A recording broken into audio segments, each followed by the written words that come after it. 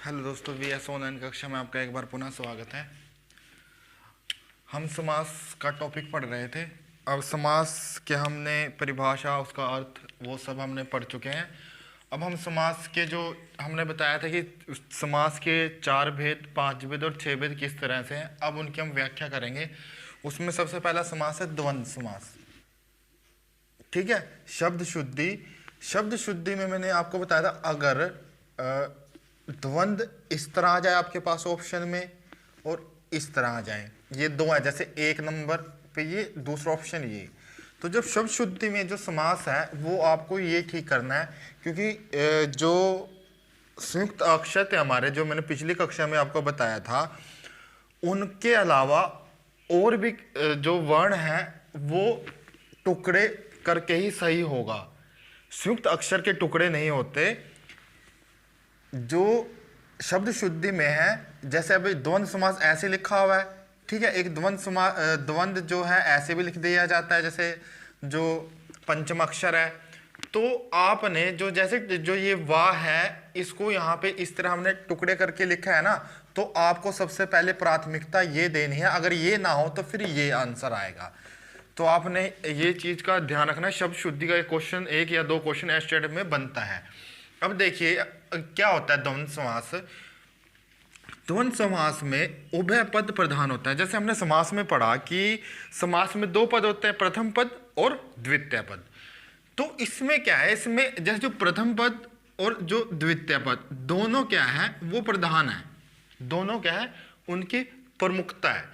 अब देखिए जिस समस्त पद आपको पता ही होगा, 2 कक्षा मैंने समास के लिए हैं, उसमें समस्त पद बताया आपको क्या होता है। उसमें देखिए आप, समस्त पद में दोनों पद प्रधान हो।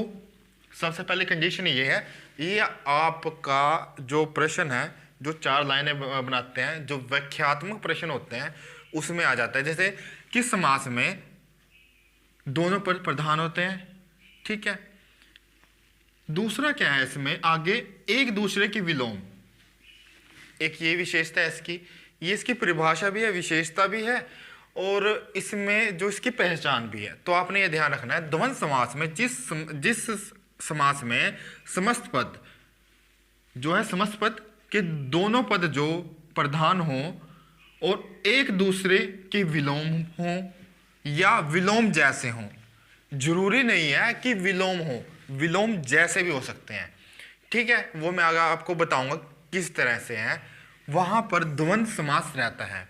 दोबारा देखिए, जिस समस्त पद में दोनों पद प्रधान हो, एक दूसरे के विलोम हो या विलोम जैसे हो। जैसे एक उदाहरण के तौर पे देखिए, जैसे पति और पत्नी, पति और पत्नी, तो हमेशा एक शब्द शुद्धि में भी रखना, पत्नी में जो मात्रा है वो बड़ी आती है, ठीक है।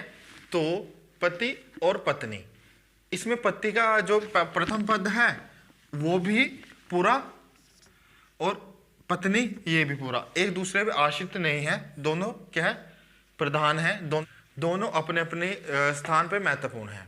देखिए एक और पहचान इसकी ये हो सकती है कि इसके अंदर योजक चिन्हों का प्रयोग होता है। योजक चिन्ह जैसे ये वाला, जिसमें अभी हमने पति और पत्नी में किया था ना, तो एक पहचान इसकी ये है, ये आ जाएगी। योजक चिन्ह किस समास में होता है, द्वंद्व समास में होता है। दोनों पद की प्रधानता द्वंद्व समास में होती है। विलोम किस में होता है, इसमें होता है। विलोम जय शब्द किस में होते हैं, इसी में होते हैं। तो आपने ये लाइनें याद रखनी है, क्योंकि प्रश्न आप सीधा सीधा बन रहे हैं, इस तरह से बन रहे हैं। वो 4 लाइनें देगा, उसमें बताइए कौन सी गलत है कौन सी सही है। अब देखिए कोई डेफिनेशन समास में ये भी थी कि 2 या 2 से अधिक पद। अब 2 पद का तो हमने समझ आ गया था, पति और पत्नी, प्रथम पद और द्वितीय पद। और देखिए 2 या 2 से अधिक कैसे होते हैं समाज के अंदर।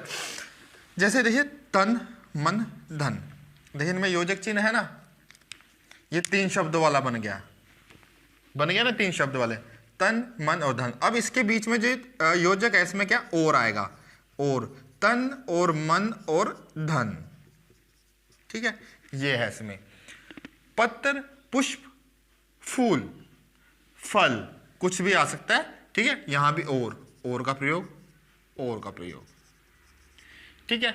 अब देखिए 3 का बता दिया, 2 का तो हम पढ़ ही रहे थे अब तक, जो सभी 2 के हैं। 3 का मैंने आपको बता दिया।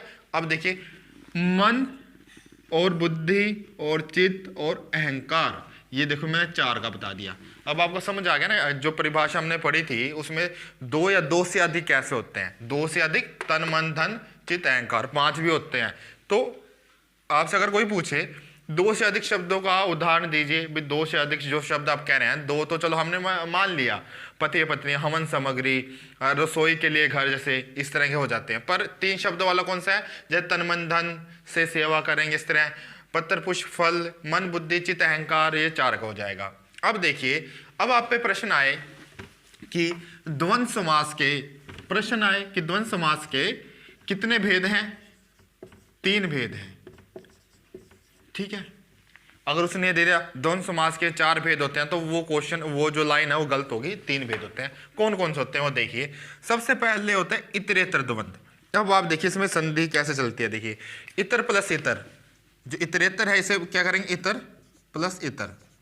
तो आप इस तरह आप ना रिवीजन किया करो, बार बार जैसे रिवीजन करते हैं ना, तो हमें संधि के नियम याद हो जाते हैं, हम सिर्फ रटते हैं ना। तो देखिए इतर, अब यहाँ पे देखिए जैसे संधि में ये बन गया ना ऐसे, रा आधा और इधर जैसे ई है, तो इन दोनों के मिलने से कौन सी बनेगी, गुण संधि। तो ए बन जाएगा इन दोनों के मिलने से, तो ये गुण संधि है। इतर प्लस इतरेतर में कौन सी संधि है, गुण संधि आ जाती है। ठीक है, तो एक समास तो जो है वो आपका, इसका एक भेद तो इतरेतर द्वंद्व, दूसरा वैकल्पिक, ठीक है, या विकल्प द्वंद्व समास, एक समाहार द्वंद्व समास।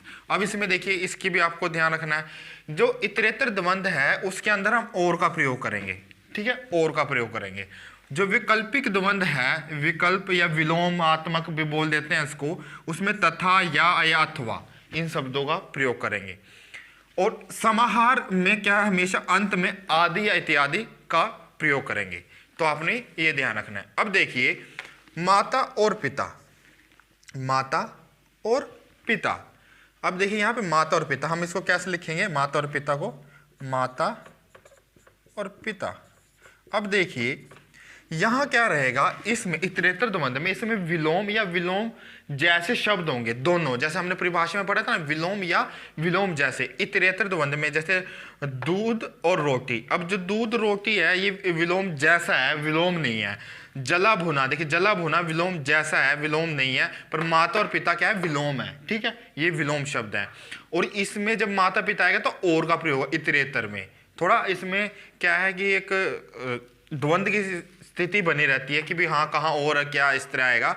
अब जैसे विकल्पात्मक द्वंद्व आ जाए उसमें देखिए माता और पिता में फिर उसमें या आएगा, माता या पिता, इसमें सदैव विलोम रहता है।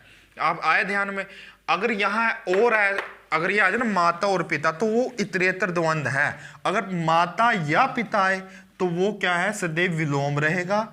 इतरेतर जो वैकल्पिक द्वंद्व दूसरा भाग है, वो उसमें जितने भी उदाहरण आएंगे ना वो सारे विलोम आएंगे।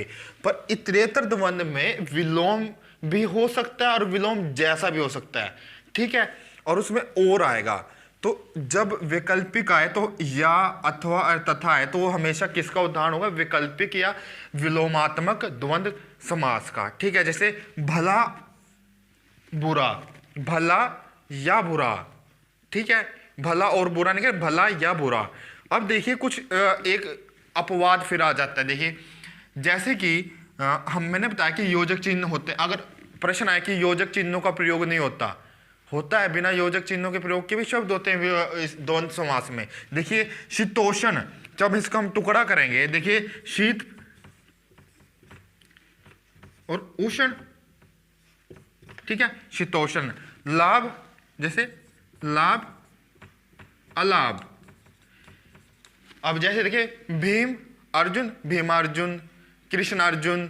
ठीक है, ये भी मत आप बिल्कुल ही उस पर ये मत रखना कि योजक चिन्ह ही होंगे तभी द्वंद्व समास होगा। 99% रहता है कि योजक चिन्ह वाले शब्द क्या है, द्वंद्व समास है। अगर इस तरह, क्योंकि ये तो प्रश्न जो है परीक्षा में परीक्षार्थी को पूछे ही जाते हैं, सबको पता है। अब कुछ जो एग्जामिनर है वो नया तो देगा ही ना। अब जब ये करे, ये तो नहीं होगा कि इसमें योजक चिन्ह तो है नहीं है तो ये द्वंद्व समास तो होगा नहीं। जैसे कृष्ण अर्जुन, भीम अर्जुन, इस तरह से जो शब्द है जिनको हम अलग कर सकते हैं, जैसे कर्तव्य अकर्तव्य, इनको इकट्ठा कर दिया ना, कर्तव्य अकर्तव्य, योजक चिन्ह के बीच में भी तो आ रहा है ना, तो आपने ये ध्यान रखना है। दूसरा देखिए, अंत में जो इत्यादि जो समाहार समास द्वंद्व समास है तीसरा, इसमें सदैव बहुवचन आएंगे, हमेशा याद रखना, इसमें सदैव बहुवचन शब्द आएंगे। जैसे कपड़ा लत्ता, कपड़े के देख वो कपड़े को एक कपड़ा दो कपड़ा तो नहीं कर सकते ना, कपड़ा लत्ता। तो आदि, अब आदि कहाँ आएगा इत्यादि क्या आएगा, इसमें भी मतभेद रहता है। आदि को कहते हैं कि जैसे जो संजीव वस्तु है उनके साथ हम प्रयोग कर सकते हैं, और इत्यादि जो निर्जीव वस्तु है उनके लिए हम प्रयोग करते हैं। पर एक नियम ये भी है कि जहाँ दो शब्द आते हैं वहाँ पर आदि, जब दो से अधिक है वहाँ इत्यादि, तो एक ये भी रहता है। तो आप जब शब्द शुद्ध या किसी इस तरह के कुछ प्रश्न आ जाए तो वहाँ इन बातों का ध्यान रखना। जैसे चाय वाय तो आदि, ठीक है। अब देखिए यहाँ पे कंद मूल फल इत्यादि, जैसे तीन हो गए ना, कंद मूल फल इत्यादि, तो आदि इत्यादि कहाँ लगेगा ये आपको पता लग गया। दूसरा क्या करना है आपने, यहाँ पर सदैव बहुवचन शब्द आएंगे, ये आपने याद रखना है। और आपका जो एसकेड की परीक्षा है वो 2 जनवरी की डेट आई है, 2 या 3 जनवरी 2021 में होगी। ठीक है, धन्यवाद।